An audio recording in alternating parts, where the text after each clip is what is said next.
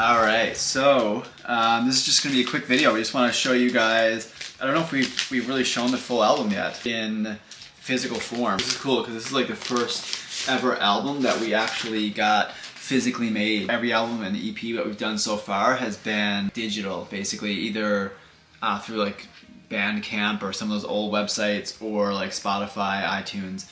I guess the only exception was like, I guess like the only exception was like when we did Not on the Radio, our very first album. No, it wasn't even that one, it was the live one, right?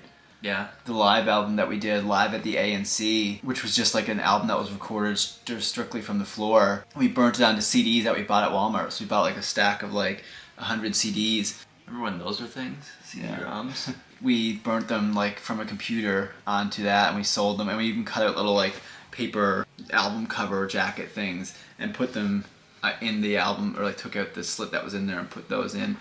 So that was really like a DIY obviously, but our first ever physical album. This is like our first ever professional physical album. I don't think we did a good job at saying exactly what this is, because I don't know if people know. It's not just a physical paperback jacket.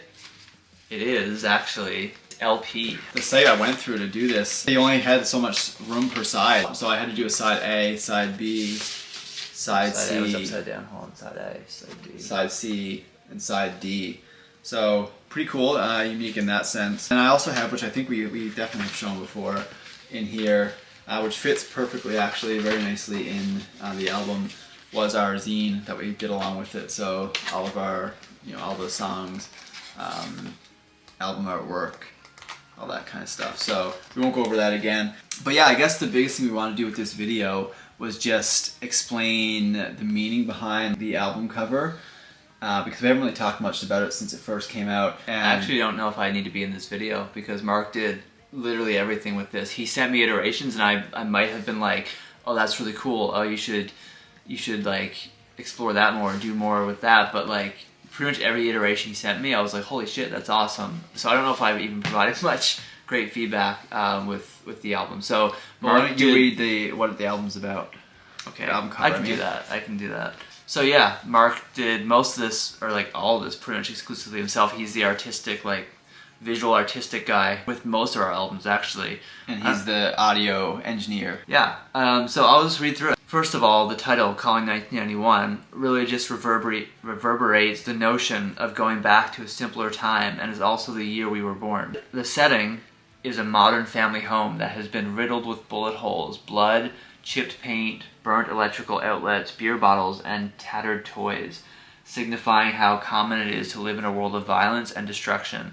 The picture of the nuclear explosion, so this little Easter egg there, that hangs on the wall in place of where you might expect a family photo to hang, also shows how we live in a culture that glorifies war and death. On the TV, it is a symbol of everything going on in our world today. We see abortion, baby playing with blocks spelling safe, conspiracies such as UFOs and vaccination, instantly removed now, this video, billionaires flaunting their money, politicians, clowns and dinosaurs, and people burning money on useless things as our world burns in the background. But even as the TV, the media, and the world continues to be filled with so much right and wrong, black and white, there is a young child who sees through it all in color.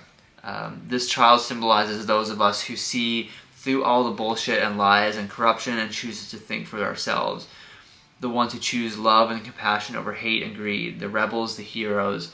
This is Calling 1991. There's so many things when Mark showed me, I was like, I saw it, but I didn't see it. Like I didn't recognize how intricate it is. So like the kid being in color, kind of stepping away from all the black and white of the world, the negativity, the dichotomy that a lot of us live in, the polarization. Yeah, just everything even on the TV, like there's so much detail of things that are like just hidden throughout the album cover that I think were just absolutely fucking phenomenal. Like Mark did such a good job.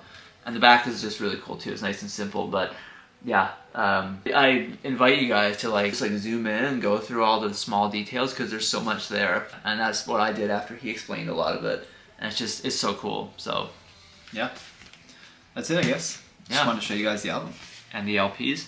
and maybe we'll go listen to this one now. We don't have any plans to physically release these as LPs for sale, but if we had high enough demand, maybe that would be a thing. But as of right now, we just want to do this to commemorate this album. So you can see it here. You can touch it or lick it if you want to. I'll hold it here for a second if you guys want to have a little lick-see. But other than that, yeah, hope you enjoyed it. I hope you're still enjoying the album, because we put a lot of effort into it, and it's awesome if you're still spinning it digitally, of course. Cool. See ya.